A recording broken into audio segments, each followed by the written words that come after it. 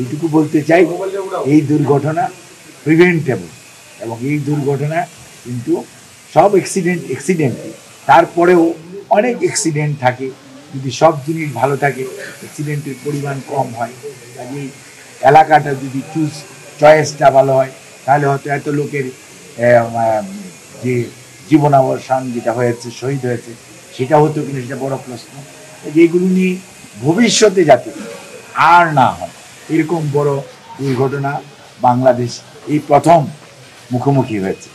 এইগুলির যাতে আমরা আর পুনরাবৃত্তি না হয় এই ব্যাপারে সবাই, সরকার, ইভেন সশস্ত্র বাহিনী বিভাগ, বিমান বাহিনী অথবা সিভিল এভিয়েশন থেকে শুরু করে সবাই যার যার দায়িত্ব যথাযথ, ইভেন আপনার যে অঞ্চলে হয় সে এলাকায় যারা প্ল্যানিং করে তাদেরও যার যার অবস্থান থেকে দায়িত্ব সঠিকভাবে পালন করা হয়। আইন এবং আইনের প্রয়োগ, আইনের শাসন যাতে প্রতিষ্ঠিত হয়, তাহলে আমার মনে হয় এই সমস্ত ঘটনার পুনরাবৃত্তি আমরা রোধ করতে পারব। আল্লাহ সবাইকে বেশ নসিব করুক এবং এই ক্ষতিগ্রস্ত পরিবার যাদের ছেলেমেয়েরা আজকে আমাদের মাঝে নেই, যে শিক্ষক হারিয়ে গেছে, শহীদ হয়েছে, যে পাইলট মারা গেছে, তাদের সবার আমাদের সবার পক্ষ থেকে, দলের ভারপ্রাপ্ত চেয়ারম্যান জনাব তারেক রহমানের পক্ষ থেকে, দেশনেত্রী বেগম খালেদা জিয়ার পক্ষ থেকে আমরা সহমর্মিতা জানাই। আমরা দোয়া করি আল্লাহ শহীদদেরকে বেশ নসিব করুক, ক্ষতিগ্রস্ত পরিবারকে আল্লাহ কষ্ট সহ্য করা তৌফিক দান করুন। দেশের মানুষ, বিএনপি সহ সবাই তাদের পাশে আছে। জাতি যখন দুর্যোগ দুর্বিপাক, দেশ যখন ক্ষতিগ্রস্ত, সেই সময় কতিপয় স্বার্থান্বেষী মহল সচিবালয়ে কেন যেতে চায়, এটার পিছনে এবং এখানে ওনাদেরকে আটকিয়ে রেখে কি ফায়দা হাসিল করতে চাচ্ছিলেন, এগুলো যে ষড়যন্ত্র, এটি বলে দিতে হয় না।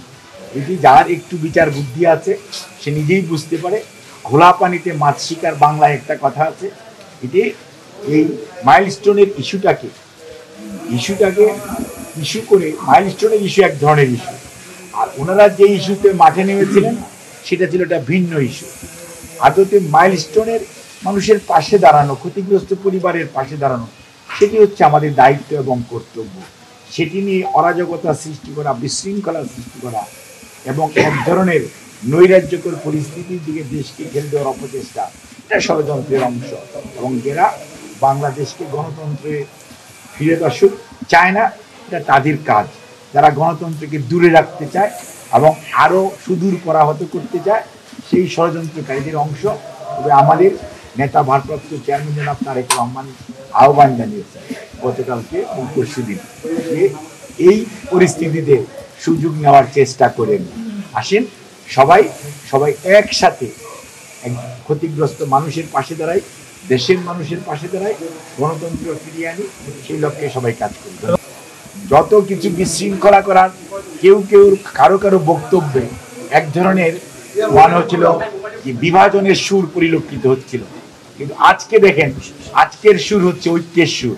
এই ঐক্য যদি ধারণ করতে পারেন, লালন করতে পারেন, সামনের দিকে নিয়ে যেতে পারেন, কোনো ষড়যন্ত্র, কোনো বিশৃঙ্খলা এবং নির্বাচন পিছিয়ে দেওয়ার যারা চিন্তা ভাবনা করছেন বলে কেউ অনুমান করছেন, কিছু বাস্তবায়িত হবে না।